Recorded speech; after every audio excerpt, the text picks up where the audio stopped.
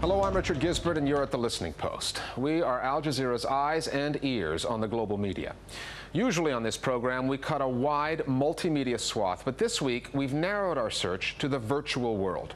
We're going to take you inside new media to explore how, or even if, it fits in with traditional media and how that will affect the way you get your information. Tim Berners-Lee, the man who devised the World Wide Web, has issued a warning.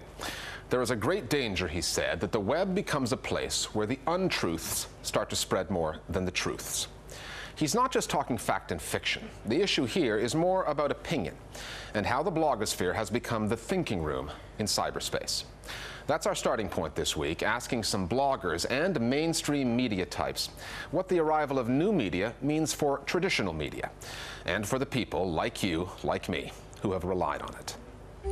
The press, as you know it, has ceased to exist. The net has changed the media forever.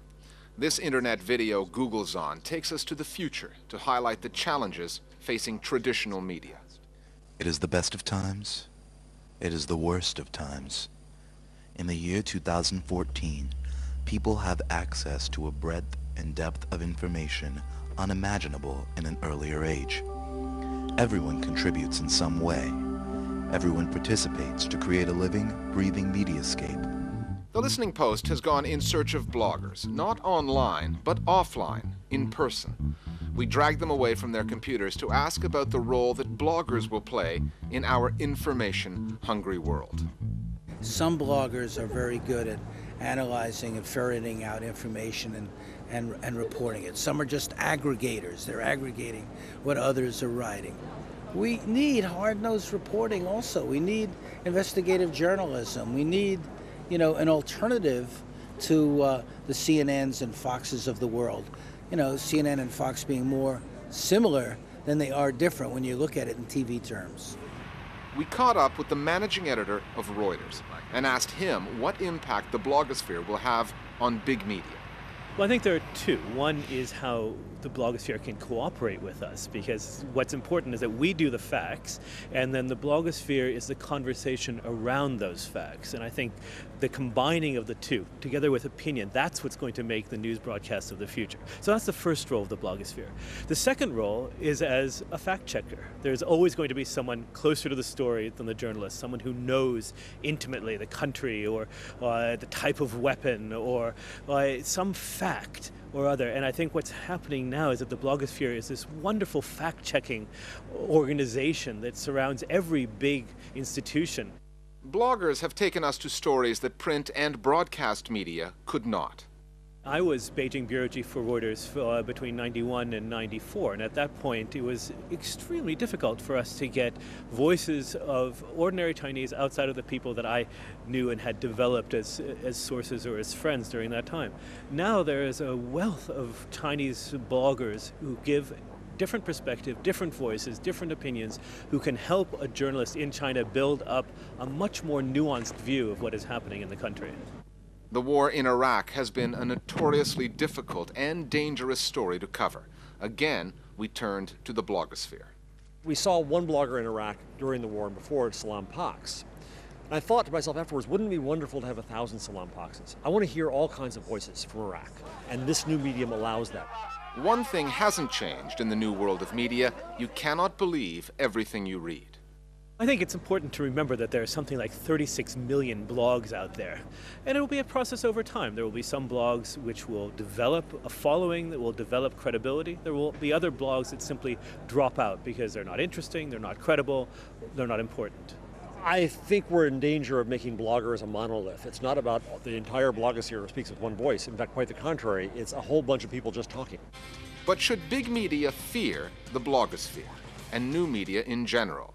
Do they foresee the day that they will fall and that small media will be crowned the new king? No, I think what big media has, which no blogger can ever have, is standards, history, tradition. These are things that are important for building trust. Not everyone in the blogosphere is trying to be big media. Some people are just trying to talk. It's individual advocacy and individual opinionizing. It's very good in that respect. It offers something that's been missing in the media mix. It has never been easier for anyone, everyone, to create, as well as consume media. Where the audience once was, we now find the citizen journalist. It is over to you. Here are some of your thoughts on the blogosphere, our global village voices. During the recent war in Lebanon, the blog became a communications phenomenon, where Lebanese across the country were able to relay their feelings to the rest of the world and what it was like to live under a siege. This is very important because not only did it provide an emotional outlet for those living under the war conditions, which is very tough conditions to live under, and it was very helpful to express yourself and get feedback from the rest of the world, but also people viewing the war in other countries were able to get a new perspective on what it's like to live through war. The responsibility to sort through opinion falls on the audience. I am comfortable knowing that human beings, among their many gifts, have the power to discern what is right and what is wrong. Let anyone who wants to express an opinion jump on the bite wagon, and let the public decide those views that make sense and those that do not. That's as free speech can ever become.